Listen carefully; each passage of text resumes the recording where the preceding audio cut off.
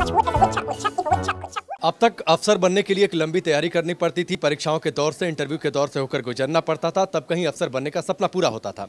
लेकिन केंद्र सरकार ने अब एक फैसला लिया है जिसके तहत अब आपको परीक्षा नहीं देनी पड़ेगी, सीधे आप अफसर बन जाएंगे। अब सवाल ये उठता है कि क्या ये फैसला सही है। हमारे साथ संजीव जी हैं, कृष्ण मुरारी जी हैं और उसके साथ ही भास्कर हैं। इनसे हम चर्चा करेंगे। संजीव जी, एक लंबा दौर होता था तैयारियों का, परीक्षाओं का, इंटरव्यू के सेशन से, और अब हम देखते हैं जगह जगह कोचिंग सेंटर खुले रहते हैं। लेकिन अब कुछ नहीं, केंद्र सरकार ने एक फैसला लिया, सीधे आप अफसर बन सकते हैं, ज्वाइंट सेक्रेटरी के पद पर जा सकते हैं। ये ठीक लगता है फैसला? कहीं ये अन्याय तो नहीं जो बच्चे तैयारी करते हैं उनके साथ? एकदम गलत फैसला है राकेश। ये सबसे बड़ी चीज़ तो ये है कि जो लोग यूपीएससी की तैयारी करते हैं उनको इतनी लंबी तैयारी करनी होती है, इतनी मेहनत करनी होती है, उसके बाद वो कहीं जाके आईएएस या आईपीएस इस तरीके के पदों पर सिलेक्ट होते हैं। वो इतनी मेहनत करके आए हैं और एक दूसरा व्यक्ति जो सीधे प्राइवेट सेक्टर में चला गया है, किसी पब्लिक सेक्टर में चला गया और वो उसका अपॉइंटमेंट पढ़ लिख के भी ना हुआ हो, किसी बैकडोर एंट्री से हुआ हो, कैसे भी हुआ, वो उस ज्वाइंट सेक्रेटरी के पद पे पहुंचा, एकदम गलत है। ये एकदम बैकडोर एंट्री देने का एक तरीका अपनाया है केंद्र सरकार ने। कृष्ण मुरारी जी, ये बैकडोर एंट्री क्यों? एक परीक्षा होती थी, तैयारी होती थी, जो एलिजिबल कैंडिडेट होते थे वो चुनकर पहुंचते थे। ये हतोत्साहित करने वाली बात नहीं होगी उन लाखों छात्रों के लिए जो तैयारी करते हैं? राकेश, सबसे पहले मैं बताऊं तो कि ये बैकडोर एंट्री नहीं, ये लैटरल एंट्री है। और बात है कि आपको प्राइमरी लेवल पे इसकी एंट्री नहीं हो रही है, इसकी एंट्री हो रही है joint secretary and above level पे। ज्वाइंट सेक्रेटरी मतलब कि कम से कम आपने 15 साल की सर्विस कर चुके हों, वैसे लोगों के उस लेवल पे एंट्री हो रही है। अब सवाल है कि अभी का पैमाना गलत है क्या? जो बच्चे तैयारी करते हैं, जो टॉप करते हैं, यूपीएससी एग्जाम्स को टॉप करते हैं, उनको टॉप लेवल की जगह मिलती है इस देश में ब्यूरोक्रेसी में। लेकिन अब आप इस तरीके के किसी पैरामीटर से आप मत गुजरिए, कोई आपकी परीक्षा नहीं हो, आपका कोई जो सर्विसेज एग्जाम होता रहेगा राकेश। सिविल सरकार कह रही है कि जहाँ पे मुझे पद की कमी लग रही है, जहाँ पे सीनियर लेवल पे मुझे जो पिरामिड है, जिसके ऊपर के पिरामिड में ऊपर की संख्या कम है, लोग कम है, वहाँ पे मैं लेटरल एंट्री करके लूँ। तो वैकेंसी बढ़ाकर अधिक छात्रों को लेना। यूपीएससी एग्जाम, एक एग्जाम का जो पैटर्न था उसी को क्यों हटा दिया? राकेश, अगर मैं लेटरल एंट्री आज शुरू कर दूँ, आज आपने कहा कि ठीक है मुझे चाहिए, तो आज मैं वैकेंसी बढ़ा दिया 10 साल में। अब 10 साल का मुझे चाहिए एक्सपीरियंस आदमी ना, अभी तो मुझे मिलेगा नहीं।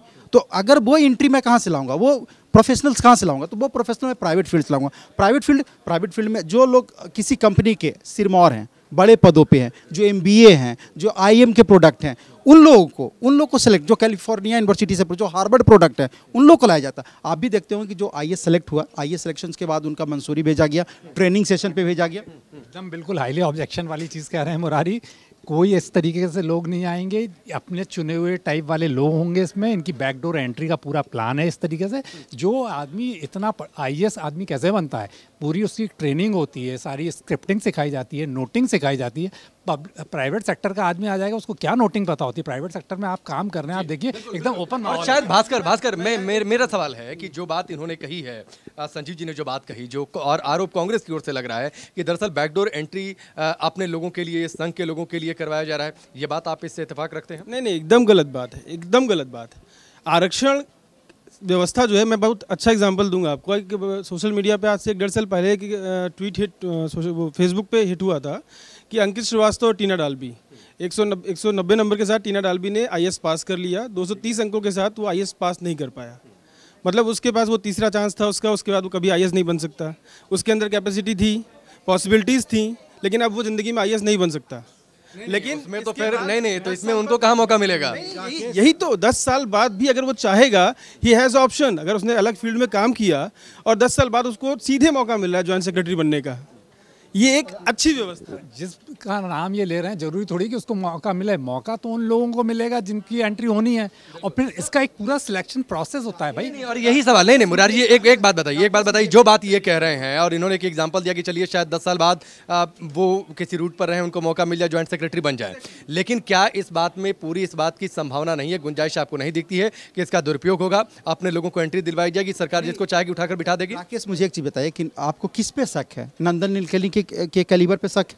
आपको नारायण मूर्ति जैसे लोगों पे शक है? आपको तो क्या सिर्फ वो 2-4 लोग आएंगे?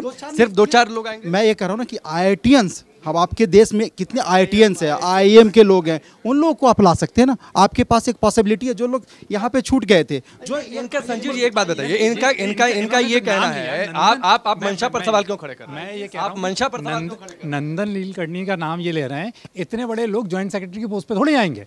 लेकिन आप एक मंशा पर सवाल खड़े क्यों कर रहे हैं? एक अच्छाई की गुंजाइश अगर दिखती है तो आप उस अच्छाई की गुंजाइश पर सवाल खड़े क्यों? अच्छाई की कोई गुंजाइश ऐसी राकेश नजर ही नहीं आ रही।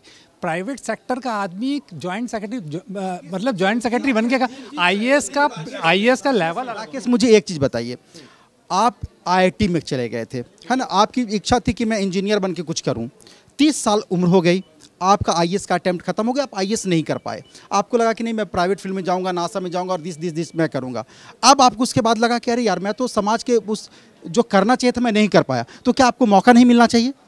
नहीं, तो क्या ये बात सिर्फ मौका मिलने तक सीमित है? तो अगर आपको लगता है कि नहीं अगर मैं समाज के लिए कुछ कर सकता हूं, मुझे आईएएस बन के और समाज के आईएएस बनना मतलब क्या, पॉलिसी मेकिंग में, सरकार के पॉलिसी मेकिंग में आपको शामिल होना है। तो ऐसी स्थिति में अगर आप पॉलिसी मेकिंग के हिस्सा बनते हैं तो ये अच्छा कदम है। फिर यूपीएससी की तैयारी करिए, जो लोग तैयारी करके आते हैं वो सब दे रहे हैं, वो सारी सब संजीव जी, अगर 30 साल बाद 30 साल की उम्र तक मैंने पढ़ाई किया, एमटेक किया, एमटेक करते करते मेरा उम्र निकल गया, उसके बाद तो फिर आप डिजर्व ही नहीं करते, फिर आप डिजर्व ही नहीं करते। उसमें मतलब आप में गट्स नहीं था तो आप डिजर्व नहीं करते। एक बात 3 मौके के बाद खत्म ना। 30 इयर्स मुझे नहीं लगा कि मेडिकल फील्ड में बहुत अच्छा करना है, मेडिकल साइंस में मैंने एक मुरारी जी, लेकिन एक सवाल है। हाँ बिल्कुल, एक सवाल ये है कि अगर इस देश में एक व्यवस्था बनी थी कि एक परीक्षा होगी, परीक्षा के तहत आपका चयन होगा और आप जॉइंट सेक्रेटरी बनेंगे। कंटिन्यू है राकेश, वो परीक्षा अभी भी चलता रहेगा, वो परीक्षा बंद नहीं हो रही है, वो परीक्षा सवाल तो यही है कि अगर पैरामीटर बदले गए चयन के तो कहीं उसमें कुछ निजी लाभ की गुंजाइश देखी गई है, बैकडोर जिसकी बात हो रही है। राकेश सबसे बड़ी बात क्या है ना कि हमारा जो आपका एडमिनिस्ट्रेशन देखेंगे ना तो ऐसे एक पिरामिड की तरह का है कि यहाँ पे एक क्या है कि एक आदमी, एक आईएएस ऑफिसर्स पे जो नंबर ऑफ पीपल हैं, जो कंट्रोलिंग बॉडी है वो बहुत ज़्यादा है। तो अब कैसे उसको ज़्यादा संख्या में बढ़ाया जाए, तो वो उसकी इसका मतलब है कि जो अयोग्य है उनको भी बिठा दिया जाए? नहीं राकेश, अगर मुझे सपोज अच्छा एक बात बताइए, एक सवाल संजीव जी, एक सवाल मेरा है, एक मुझे सवाल का जवाब दीजिए कि आखिरकार कोई आदमी योग्य है, इसका पैमाना क्या होगा तय करने का? मुझे एक चीज़ बताइए, एक आईएएस हैं, मुझे एक छोटा सा जवाब दीजिए, अभी की प्रक्रिया के तहत मैं पूछ रहा हूँ,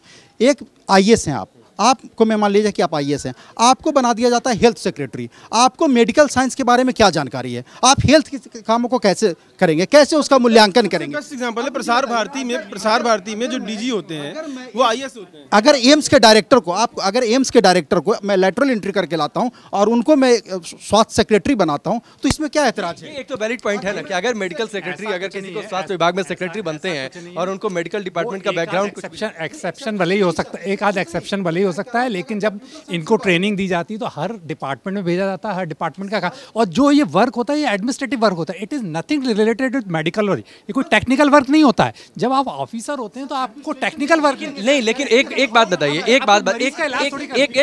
डायरेक्टर मेडिकल एजुकेशन को कोई मरीज का इलाज तो, लेकिन एक बात बताइए ना कि अगर इलाज थोड़ी करना है, लेकिन अगर चलाने के लिए, एक मीडिया हाउस को चलाने के लिए आपको मैनेजिंग एडिटर चाहिए या आईएएस चाहिए? और एक बात, एक सवाल संजीव जी मेरा है, एक सवाल बताइए। अब सवाल ये कि ये तो रेसिप्रोकल हो गया, यानी फिर ये है कि मीडिया हाउस में कल को आईएएस भी बैठाया जाए। नहीं, अच्छा एक बात का जवाब दीजिए। एक बात का आईएएस तय करते हैं, डीडी प्रसार भारती इसमें आईएएस तय करते हैं। एक बात संजीव जी एक बात बताइए, ये एक बात तो मुरारी जी की वैलिड पॉइंट है कि अगर मान लीजिए कि स्वास्थ्य विभाग में कोई सेक्रेटरी अगर मेडिकल बैकग्राउंड से आता है तो शायद वो बेहतर डिसीजन ले सकते हैं। जो बच्चे सिलेक्ट होते हैं उसमें कई डॉक्टर्स भी सिलेक्ट होते हैं, आप उसमें शॉर्ट लिस्ट करिए और उनको उस डिपार्टमेंट में भेज दीजिए, आप उस तरीके की चीज़ों को कर दीजिए। उसमें ऐसा ये 15 साल बाद सीनियर लेवल पे लाने की बात है, सीनियर लेवल पे अनुभव की बात। एक्सपीरियंस स्पीक्स, अगर अनुभव बोलता है तो उसका यूज तो कहीं होना चाहिए ना।